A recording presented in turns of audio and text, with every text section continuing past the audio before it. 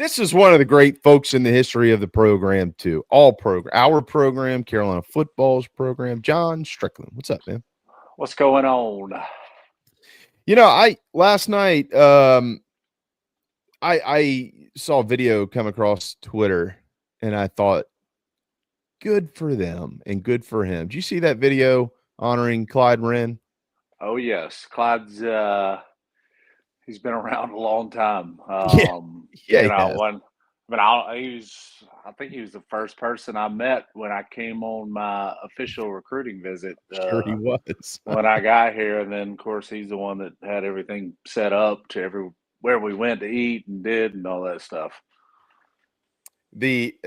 For those wondering, Clyde was I guess it was a donor that stepped up and gave the money, John, but they named the players entrance the Clyde Ren players entrance at the facility. And I don't know. I'm trying to think, of people that have been at South Carolina with football. I could name guys with baseball. But with football, like folks who've been there, administration after administration, coach after coach, and none of them want to get rid of him. Everybody wants Clyde. Muschamp loved Clyde Ren. Spurrier loved Clyde Ren. Shane loves Clyde Ren. You think about, even Eric Hyman, all these guys, they understand the importance of Clyde Ren. For those that don't understand the importance of Clyde Ren, though, John, what is the importance of Clyde Ren? Well, for one, Clyde knows literally every person in this state. Literally every person. So he's a great facilitator when it comes to especially a new coach coming in, getting them acclimated to the high school programs and the coaches and the administrations and all these schools. So he's just a great liaison to that part of the university and this state. So that's the main thing everybody should know about Clyde. Everybody knows Clyde. Yeah. If you have a question that you need answered, you can probably generally just call him and he'll have an answer for you in some way, shape, or form. I would venture a guess. So that was really neat to see. All right, John, we've got we've been following along, obviously, for the last week or so with all the former guys who are running around playing or not playing, but participating in the events or whatever, the senior bowls and all that stuff. We know that they'll come back home and they'll continue working out, or they'll go other places to different academies and facilities across the country and work out and train. They've got Pro Day. Yeah. Where did you go? CES in Atlanta, which a lot of the top guys go there. So that's where my agent sent me. So I basically lived in Atlanta for, I got done with the Senior Bowl.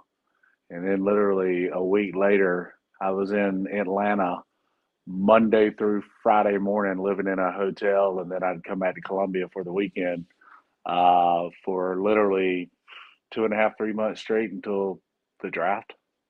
Really? Yeah. Wow. That's kind of sucks, to be honest. Yeah, it was it was a grind. It was a grind. Luckily, I didn't have to pay for any of it. My agent paid for all of it. But yeah, so that's how that works, right? Like they pay for it, and then you pay if you get drafted, it's basically an agent's making an investment in you. So, they're going to pay for you to work out, improve your stock, to do whatever they have to do to get you on a team, and in hopes you have a long career and they get paid 3% of your salary. You mean not 20% like some of these NIL agents that are floating around? No, definitely not. Can you believe that? It's crazy. What's wrong with some of these people? Who buys into this crap? I mean, don't know. Pathetic. Well, as I was watching these games, and you see all these players, almost every one of them, and there's a lot this year, 9 of them to be exact for South Carolina, just in the East-West Shrine game and the Reese's Bowl. I mean, just those 2 alone, there was 9. Every one, I'm like, "Man, he's gonna be hard to replace. Man, he's gonna be hard to replace. Man, he's gonna be hard to replace." Like, none of them were like, "Oh, that's nice." You know, he got a nod and good player. All of them, like, they're really good football players. I think we're gonna look back in a few years and be like, "Man, that team was, like, really, really good." I want to tell you right now, I'm surprised that Boogie and Devo Williams didn't get an invite to one of them either. I was shocked on that. I'm shocked on that too. Very shocked to be honest with you. I'm glad you said that. I mean, shoot, I think the hype has been pretty underwhelming for O'Donnell. I don't think it will be much longer. I do think that he's gonna do some pretty special things with the. Yeah, well, I don't even know if he was invited to the combine. I mean, all invites aren't done yet. They're still sending invites, but I know he'll be at pro day. Yeah. I mean, the combine invites, all of those aren't out yet. They will go out probably here over the next week or two, and then you'll always have some guys that get invited late. So, Right. Yeah. All right. On the offensive side, on that note, who's the most difficult player to replace next year? I mean, it's got to be between Rocket and Josh Simon, in my opinion. Off of our offense, yeah, Mm-hmm. I think those are the two biggest guys to replace because that was both of those guys made up the majority of your production, right? Yeah. So you got to find somebody to, you know, carry on that production that those guys had. So it may be more so Rocket, but Josh Simon was a big piece to the puzzle this past year. I mean, he was the leading receiver. I know. Yeah, I thought about that with Rocket, but then and I don't mean this disrespectfully at all, actually, not even close to that.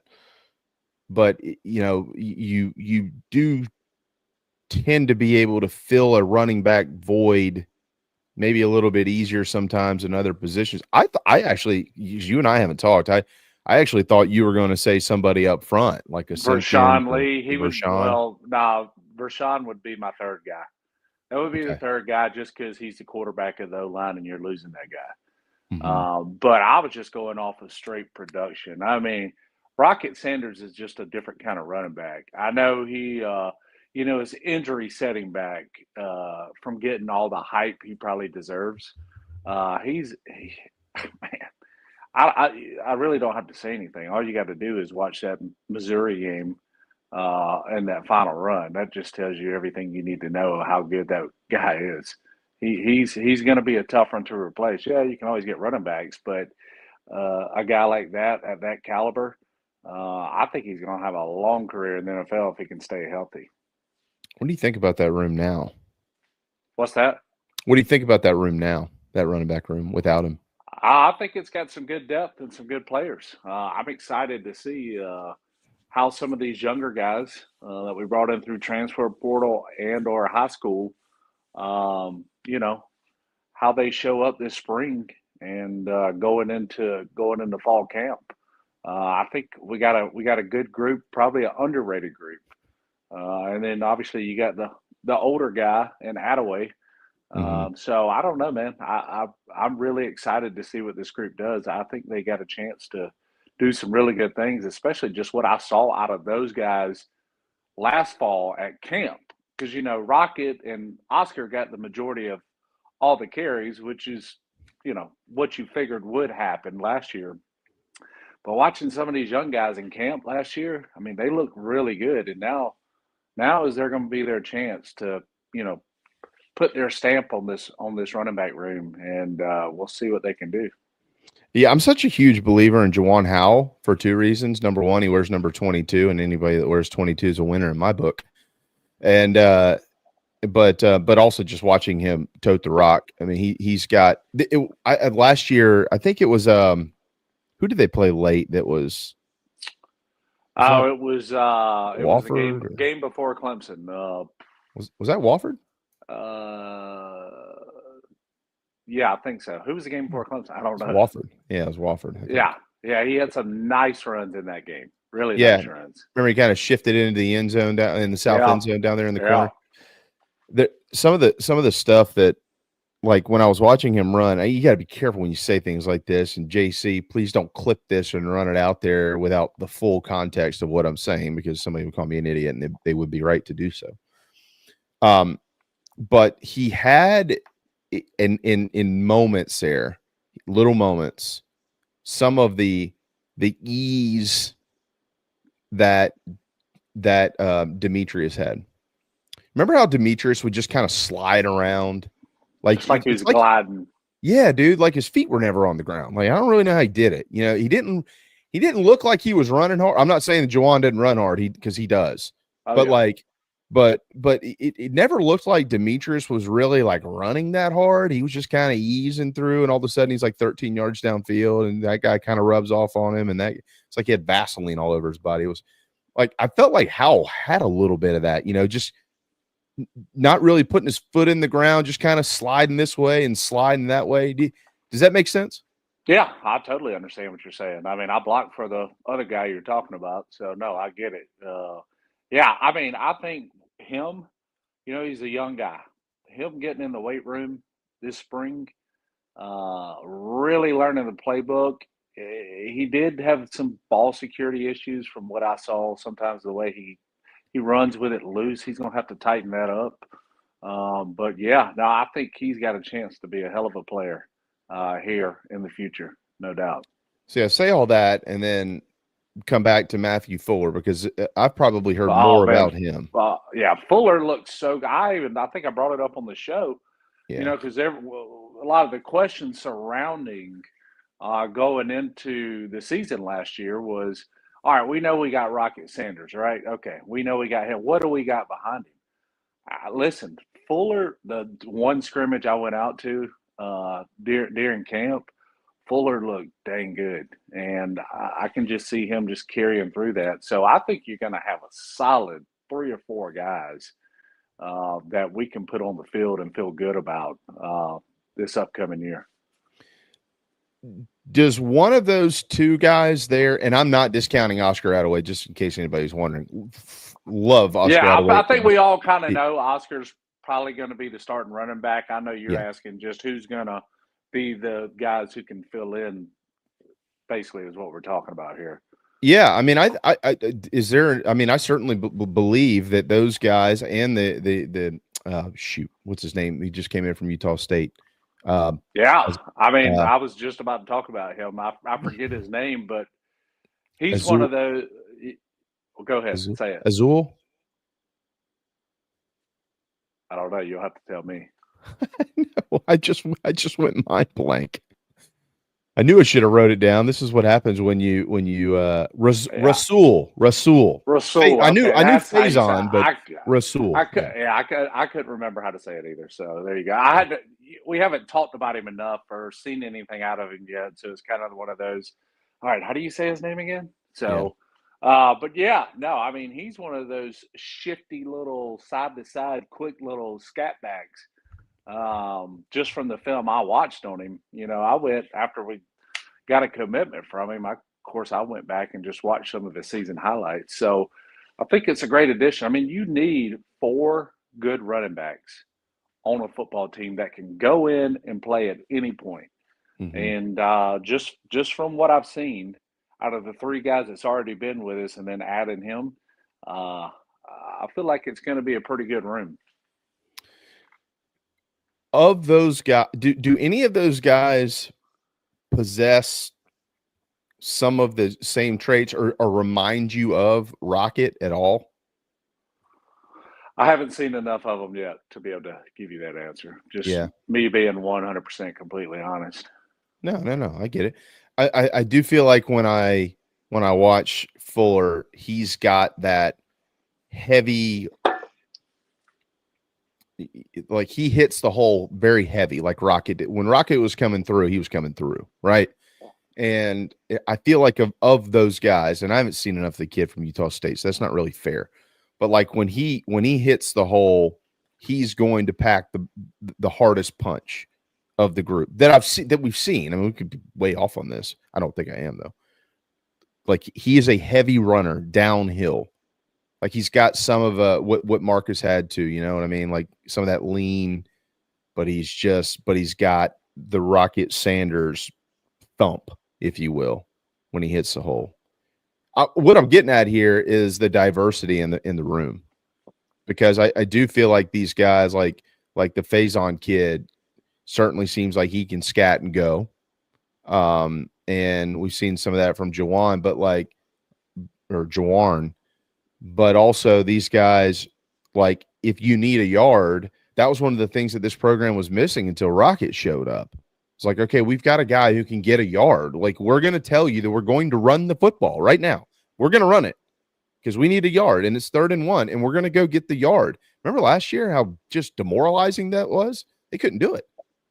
And that has changed. So I just feel like this whole group that they're going to have, I don't want to say that it's by committee, but I do think all of them are going to play next season. 100%. I totally agree with you. And you know what the good thing is? I'm already excited. I mean, spring ball's a month away. I'm going to go out to a few practices and scrimmages and see what we got going on over there. So I mean, I'm excited. You know me, I love football year round. I love it. I love basketball. I love baseball, but you know, it used to be opposite when I was younger. It was all basketball and then football and then baseball. But now it's football all year round. So yeah, I mean, spring ball is about to start here right around the corner. So I'm looking forward to getting out there and checking some of these guys out, especially the new guys. Oh yeah, I am too. So I really like the class. I mean, we've talked a lot about the transfer portal and the guys that they're bringing in. So I mentioned who's the most difficult player to replace. You went with Rocket on offense. You mentioned the tight end position. It certainly seems like Michael Smith is in line there. They brought the Dingle kid in from Kentucky. Really like him. Brady Hunt's going to return. Yeah, they got a lot of options there. Solid tight end room. Yeah, they've been, you know, we've always been a solid tight end room here for years. Yeah. Yeah. So that's just kind of the trend at South Carolina. You know, you always got good tight end room. Just seems to be consistently every year we have a good tight end room. Yeah, I agree with that too. I thought that last year it was a little misused. Not this past season in 24. I mean, going back into 23 when you had Trey here, who's just an awesome dude, probably going to be uberly successful in life. And then you had Simon, because I thought Josh Simon would be on the field more, and you know he just wasn't. And yeah, go ahead. I mean, the tight end room, Spencer's senior year. I mean, they did make some big plays, big catches, and you know we saw Simon grow his last 4 games of last year. That's why when you asked me back in August, who's your most underrated player that's not being talked about? And I said, this no brainer. I didn't even hesitate. I told you Josh Simon right here on the show. Agreed. Yeah. And you just saw him come alive last year. And then, you know, Trey got banged up a little bit during the year. So Josh had to play a little more. You know, it wasn't, part of the reason of the 2023 team was just the injuries, so that kind of affected a lot of things. But that tight end room was super solid. Yeah, it was. I mean, like you said, you go back. I mean, we can go way back. I mean, way back. I mean, we can go back 20 years and just rattle off tight ends who went on to the NFL and had big careers at South Carolina. The worst one of that group that was considered a quote-unquote tight end at one point in time was Pat DeMarco, my buddy, who actually was an H-back. Okay, let's go to the third on that list, though, because you mentioned the center position and Vershawn moving on. So I've done a little checking on this. And again, we still got spring practice coming, so none of this is I wouldn't pull ink out at all and write any of this in ink.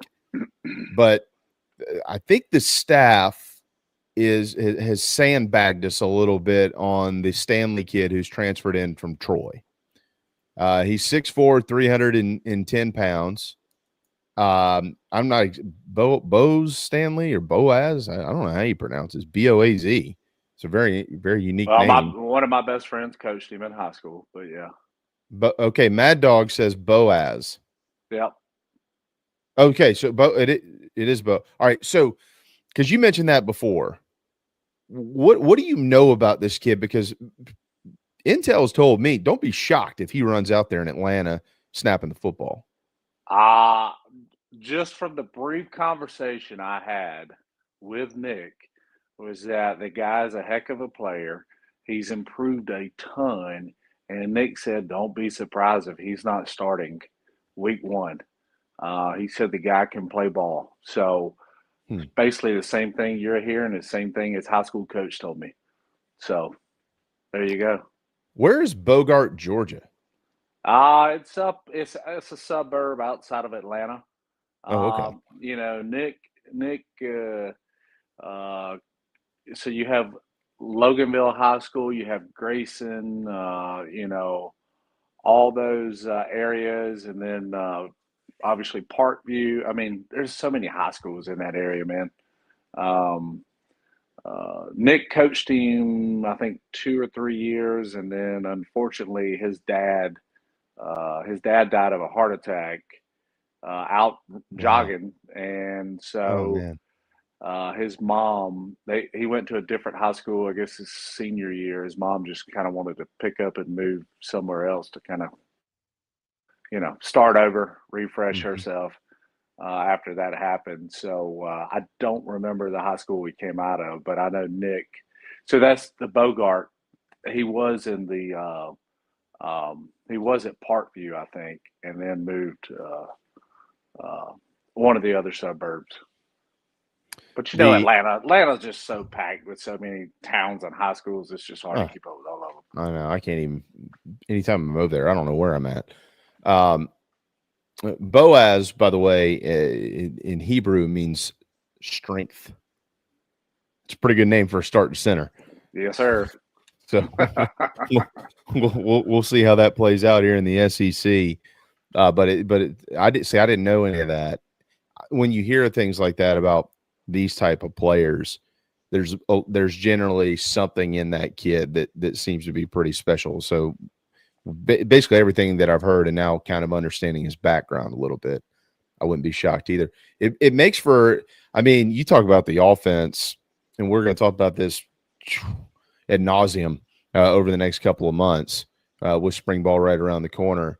The one thing that everybody knows is who's starting at left tackle, who's starting at right tackle, and who's starting at quarterback. That's what everybody knows. And you could probably venture a pretty good guess on who a couple of the starting receivers are going to be. Yeah. But outside of that, we don't like every single room.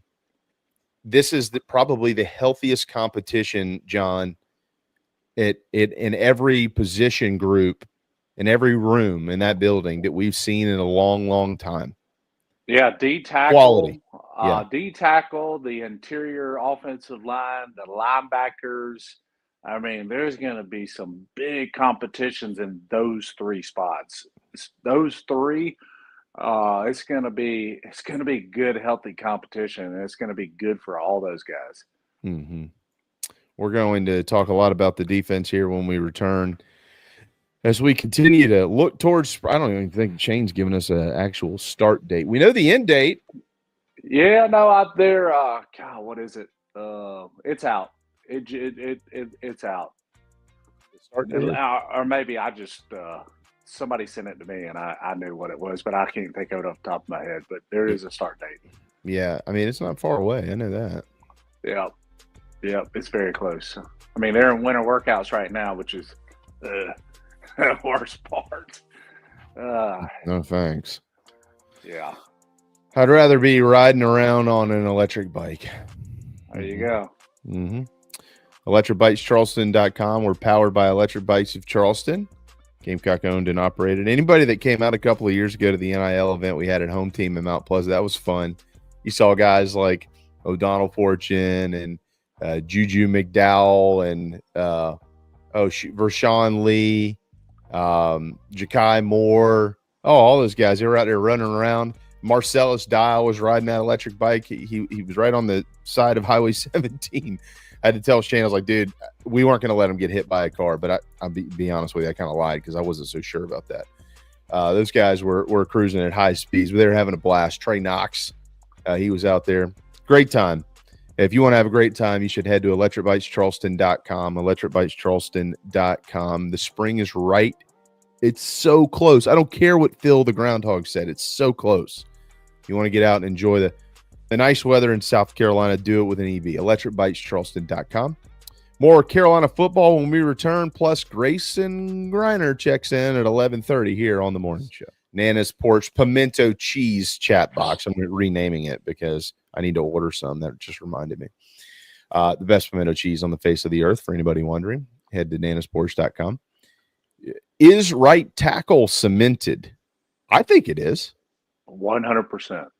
Yeah. Unless somebody just comes out, has a great spring, and has an awesome fall camp. I think both tackle spots are cemented. I think we're just looking for those three interior guys who are going to fill those spots of all the seniors who graduated. Yeah, I certainly thought that Case and Henry had a quality season. Also thought that Kaysen had some tough moments, as every single player on that offensive line did this year. Where does he need to improve the most?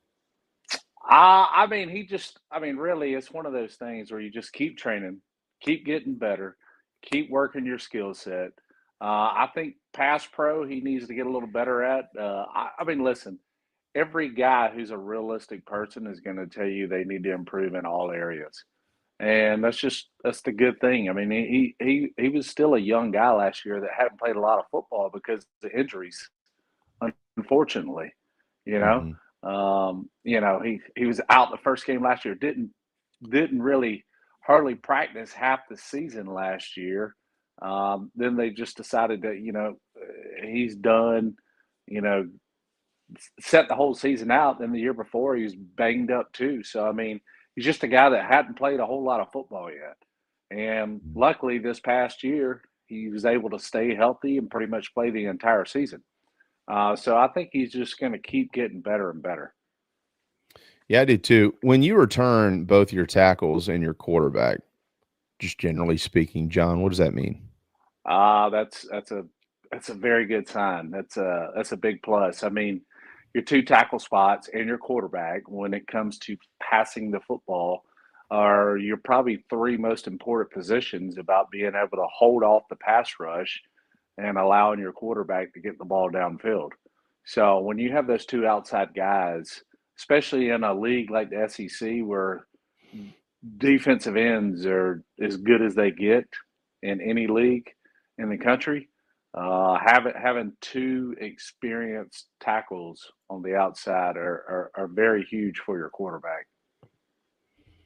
You look at the overall group, the offensive line. We talk a lot about them, but I'll always talk a lot about the offensive line with you because you know more than all of us combined.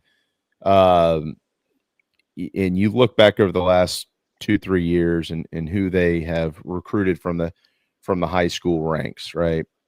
We obviously we saw Josiah step in last year. I was not very optimistic Josiah Thompson was just going to step in and start as a true freshman. You had heard you were in the summer and into the fall. You continued to say, I don't know, man. I'm telling you, I think this guy might be in there.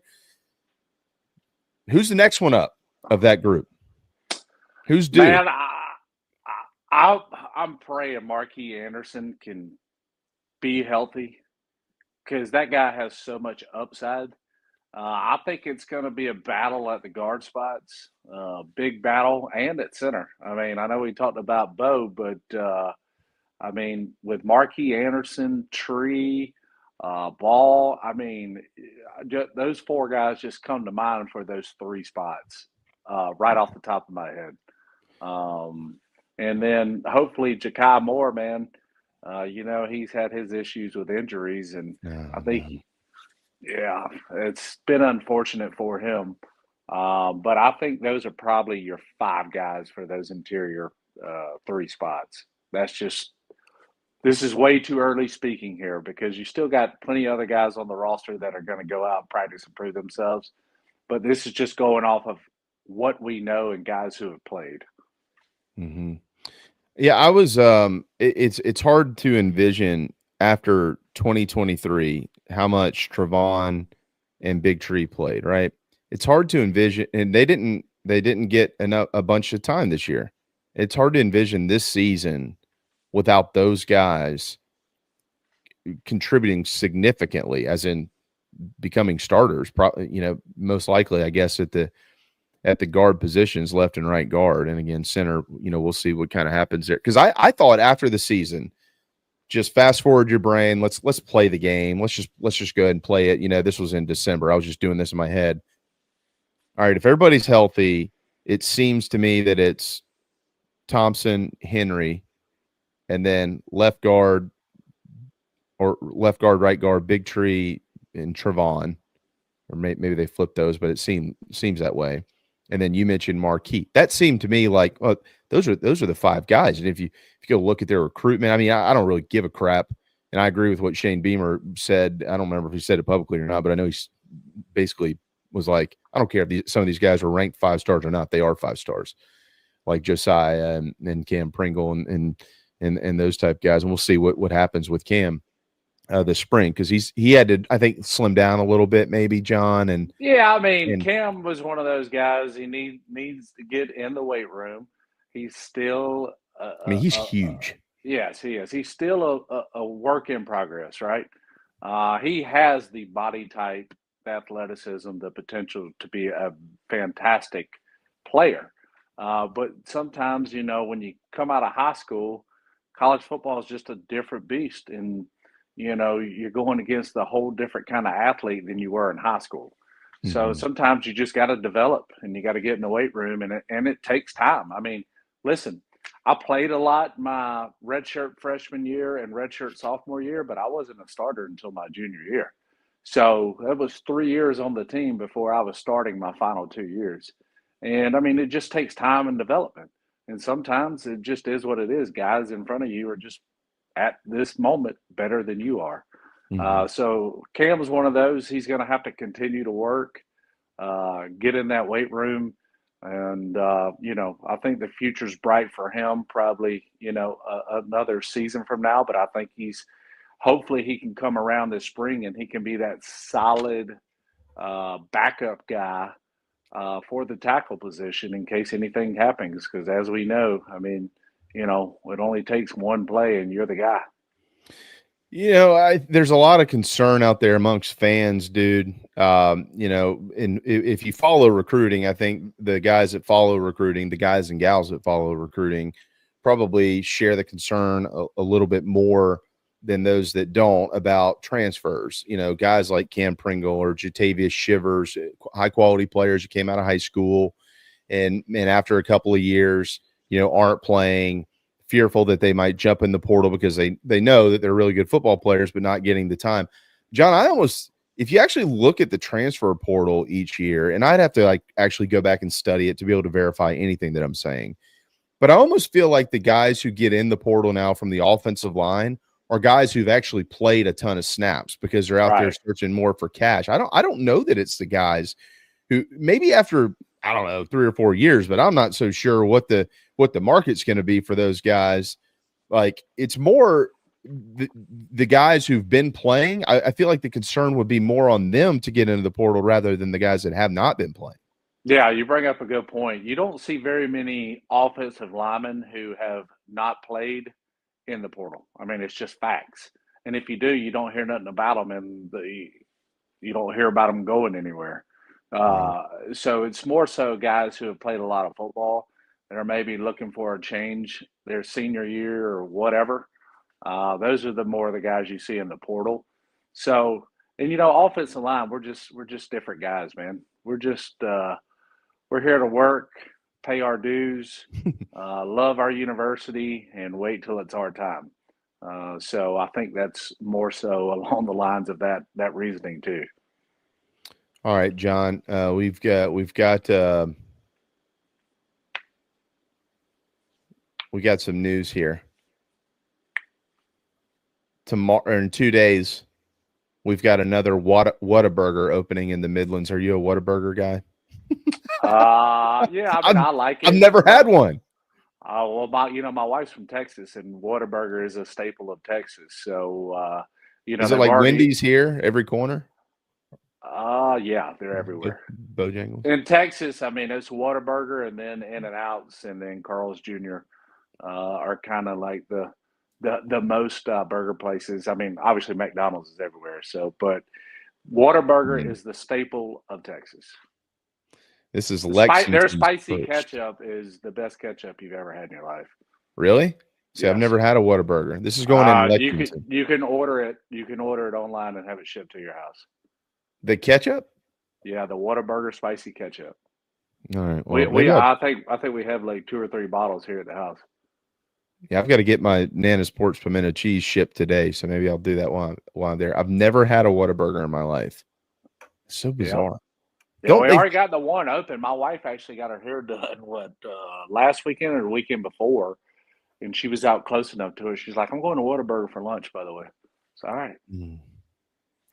All right. Maybe we'll be in Columbia this weekend. Maybe I'll go get one while I'm up there.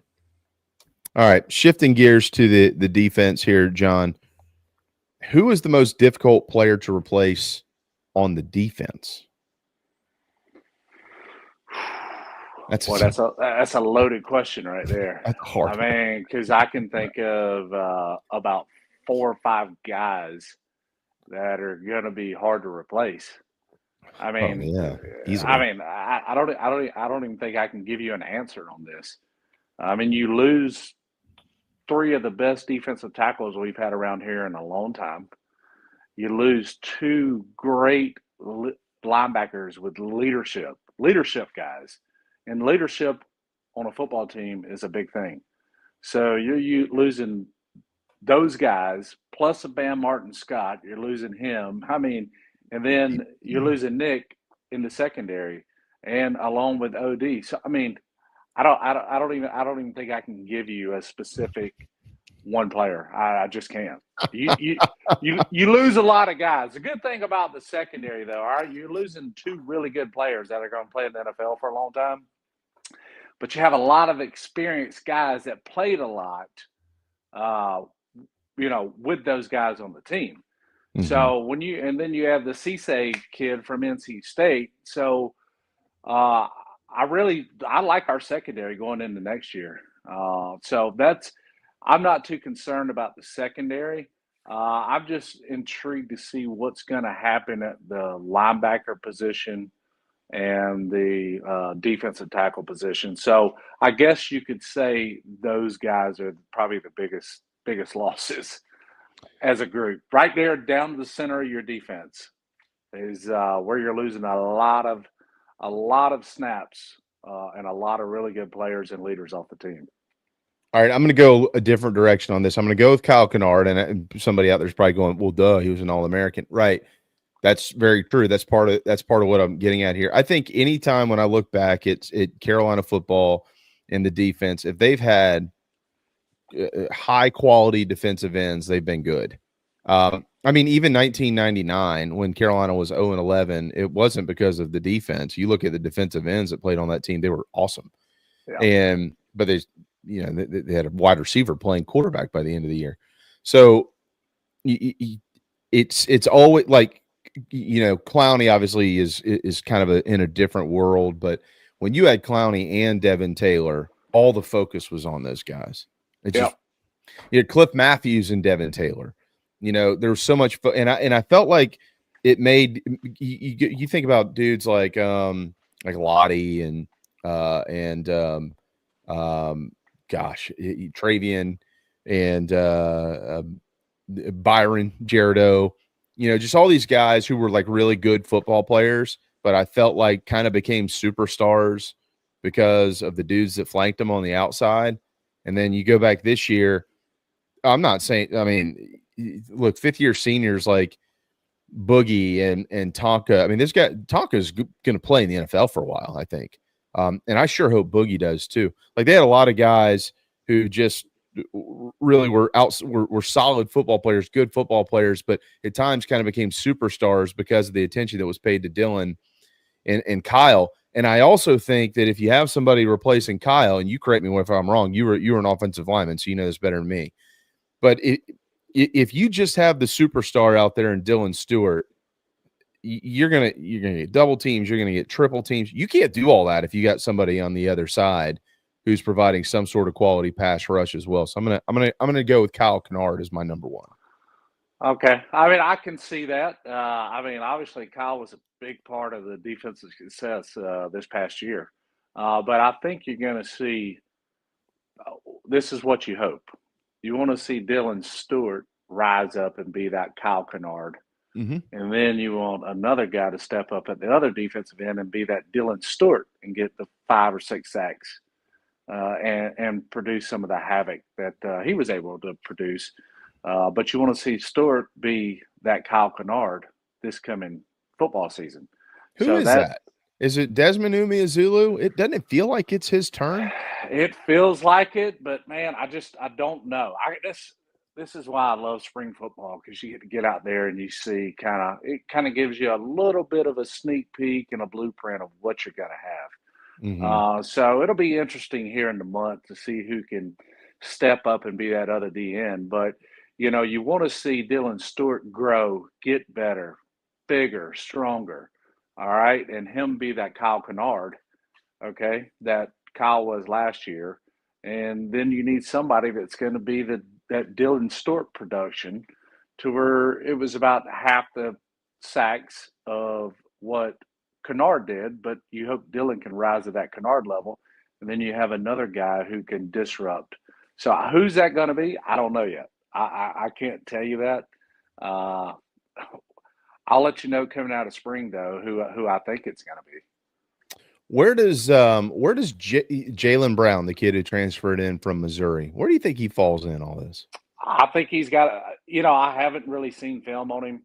I haven't seen him play a whole lot, but everything I've heard, he could be that Dylan Stewart of this past year, getting good production, disrupting the quarterback. Yep. And so I don't know. He could be the guy. And like you said, Desmond, I mean, it's time for Desmond to show up and let's see what he can do. So I don't know. I think it's going to be a good battle out there at that other defensive end spot on who's going to be the starter across from Dylan. I'll be curious also to see the continued development of Brian Thomas Jr. Yeah. He's from a size standpoint, he's got some of that Melvin Ingram in him. He's kind of a tweener. Not comparing him to Melvin Ingram, who's a Pro Bowler, but maybe, hopefully, one day, right? There was a moment late in the season, and I don't remember what game it was. It was at home, and they won the game, so maybe it was Missouri. I'm not sure. And I don't know what happened. I have no idea. I didn't see what happened on the field, but he was very emotional on the sidelines. I mean, he was an unhappy camper, and coaches were trying to calm him down. Teammates were trying to calm him down. It was quite honestly kind of a nasty scene over there. I mean, I don't know if anybody remembers that or even saw it. John, you sit over there, so you might have seen it, but it seemed like it was uncharacteristic of him, because I didn't even think it was him at first. I had to kind of take a second glance and really own in, and I saw saw the number and saw Thomas Jr. on his jersey. But I took that as a good sign, because if somebody who's generally not like that is acting like that, like just the fight and there's nobody, you're just seeing red. I don't think that's really a bad thing in football.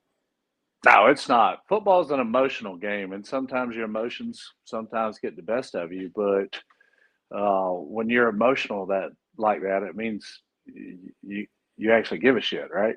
So, yeah, I don't have a problem with that. It's not a good thing all the time, but maybe there's just that one point in one game where you just want to let your emotions out, and it happens.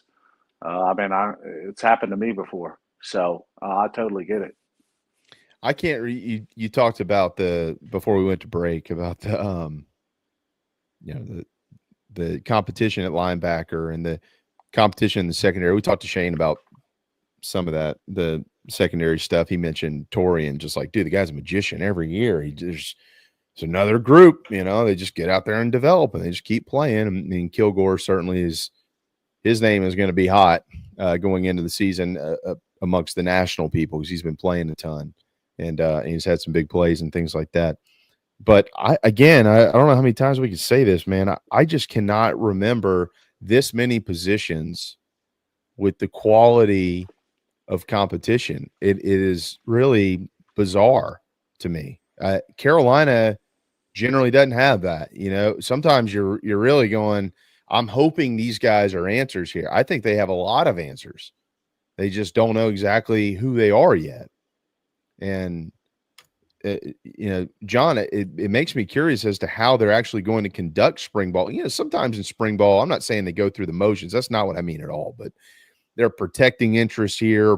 You can't let that guy go down. Good God, we can't get an injury here. I think these guys have to truly battle for a month. I mean, it's going to be a slobber knocker, if you will. I think it's going to be a battle at linebacker. Like I said, a battle at defensive tackle, a battle at the one defensive end spot. I like our corners. I mean, you got Judge, Fakari, and Cisse. You got those three guys. That's exciting. All right, because Judge and Fakari have started and played a ton of football this past year, and then you bring in Cisse, who's played a ton of football. So you got those three guys at your corner, so you feel really good about that. And then you got DQ Smith, you got Kilgore, and you got Peyton Williams, who's played a ton of football at safety whenever Nick hasn't been able to go, Jaleel Solomon. Yeah. I mean, that was the next guy I was going to say. So you have a ton of guys who played a ton of football. So I'm really excited about the secondary. Super excited about that. I think the biggest, I don't want to say concern because that's not the right word I'm looking for, but I think the biggest question marks and what you want to know what we're going to have on this defense for this upcoming year is the D tackle and linebacker spot, and who's going to step up and fill the gap from the guys who have departed. Don't forget about my man Jackson Berger. Yeah. Okay. Yeah, he looked good at fall camp. He looked pretty good, man. That's my guy. When he's running, you better catch up.